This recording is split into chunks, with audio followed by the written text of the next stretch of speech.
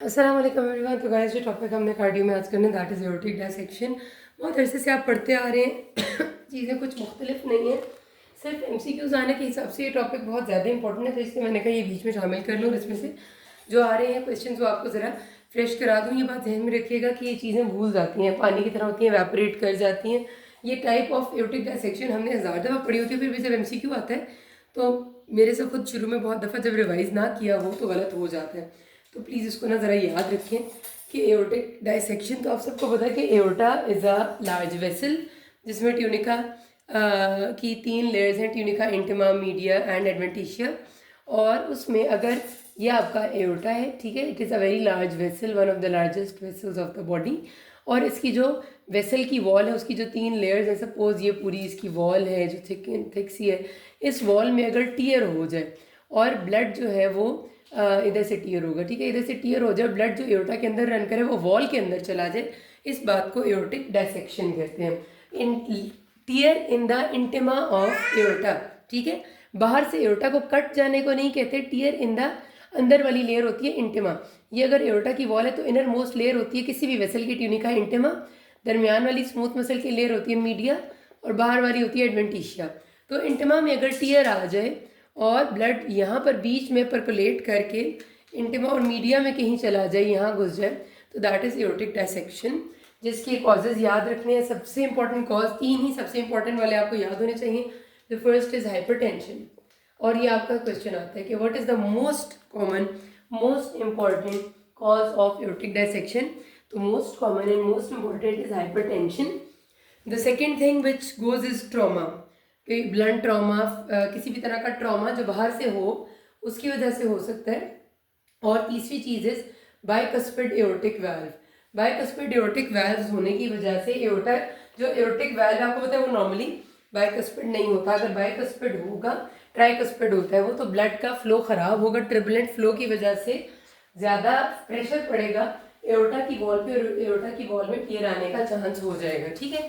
तो ये 3 कॉजेज आपको पता होने चाहिए। बाकी फिर और भी बहुत सारे कनेक्टिव टिश्यू डिजीजेज कुछ ऐसी हैं जिनमें हो सकता है एहलर डानलेस सिंड्रोम और आपका मार्फन सिंड्रोम, ये जो दोनों हैं इनमें बहुत कॉमन है। और इसमें अक्सर आपका पेशेंट का सिनेरियो ना एहलर डानलेस या मार्फन सिंड्रोम का आता है कि पेशेंट था वो लॉन्ग हाइटेड है, हाई आर्च पैलेट है और अपर डिसलोकेशन ऑफ लेंस थी, और अभी वो आया शार्प टेयरिंग चेस्ट पेन के साथ। अक्सर इस तरह का सिनेरियो बना के देते हैं, तो पता ही चल जाता है कि मार्फन सिंड्रोम का पेशेंट है, एओर्टिक डायसेक्शन के साथ आए हैं। इसी तरह टर्नर सिंड्रोम में बहुत कॉमन है, नू नान में भी।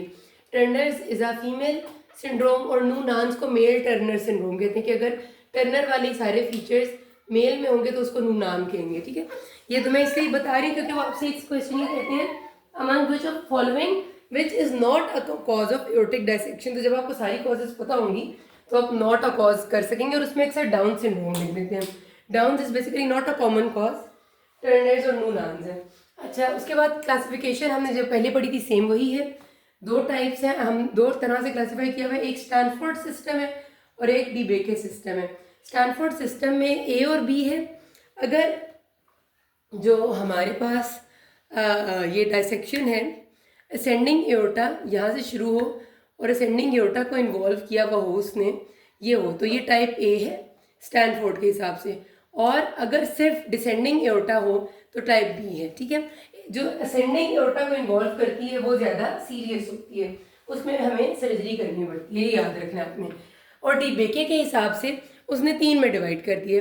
टाइप 1 उसने कही है कि अगर, अब डी बेके की बात करें, ये तो स्टैनफोर्ड की ए थी, ये स्टैनफोर्ड की भी थी। डी बेके की ए कहती है असेंडिंग से शुरू हो कर्वेचर में आए और डिसेंडिंग तक आए, full length, this is type 1 DeBakey की। डी बेके की टाइप 2 सिर्फ असेंडिंग को इन्वॉल्व करती है और डी बेके की टाइप 3 सिर्फ डिसेंडिंग को इन्वॉल्व करती है। ये इन्होंने क्लासिफिकेशन की हुई है, ठीक है। ये भी अक्सर आती है कि वो कहते हैं कि पेशेंट इसी तरह से था, टीयरिंग शार्प चेस्ट पेन के साथ प्रेजेंट किया, और अब आप बताएं कि उसकी जो देखा गया वो ये था कि जो टीयर है वो इन्वॉल्व करे असेंडिंग एओर्टा को। तो depending upon the classification system what will be the management plan, क्योंकि जितना टीयर होगा उस हिसाब से मैनेजमेंट चेंज हो जाएगी। क्लिनिकल फीचर्स इसमें पेशेंट लाजमी तौर पे सवेयर शार्प चेस्ट पेन के साथ आएगा। सवेयर शार्प चेस्ट पेन भी हो सकती है और बैक पे भी हो सकती है, और बैक और चेस्ट दोनों भी हो सकते हैं, लेकिन वो सवेयर और शार्प ज़रूर होगी। और मोस्ट कॉमन ये होती है chest pain radiating to back, ठीक है, ये वाली होती है।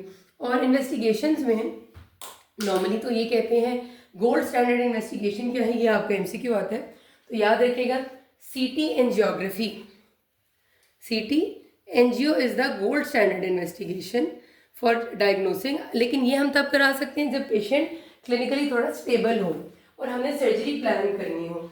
अगर पेशेंट बहुत अनस्टेबल है तो ज़ाहिर है सीटी एंजियोग्राफी एक लंबा काम है, वो नहीं हो सकता, तो फिर ट्रांस एसोफेजल एको से ही काम चलाया जाता है, ठीक है। ट्रांस एसोफेजल एको जो अंदर से एसोफेगस के जरिए आप एको करते हैं, उससे आप लेंथ पता लगाते हैं। और जनरली सबसे पहले क्या होगा, चेस्ट एक्सरे होगा तो उसमें मीडियास्टेनम वाइड हो जाता है, क्योंकि एओर्टिक डायसेक्शन हुई है, ब्लड एओर्टा की वॉल के बीच में चला गया, तो वाइडनिंग मीडियास्टेनम नजर आता है। और मैनेजमेंट क्या करनी है मैंने आपको बता दिया। याद रखिएगा कि सिर्फ डिसेंडिंग एओर्टा जब भी इन्वॉल्व करेगा तो खतरा ज़्यादा नहीं है, सिर्फ ब्लड प्रेशर को लोअर डाउन करना है और उसको मॉनिटर करना है, कोई क्लिनिकल साइंस में मसला ना आए। लेकिन जब भी असेंडिंग एओर्टा या आर्च ऑफ एओर्टा आएगी ये वाली, तो ये खतरनाक है, इसमें आपने फॉरेन सर्जरी करनी है। अब डीबेके की जो मर्जी क्लास हो या स्टैनफोर्ड की जो मर्जी हो, आपको अगर ये पता होगा तो आपका काम आसान हो जाएगा।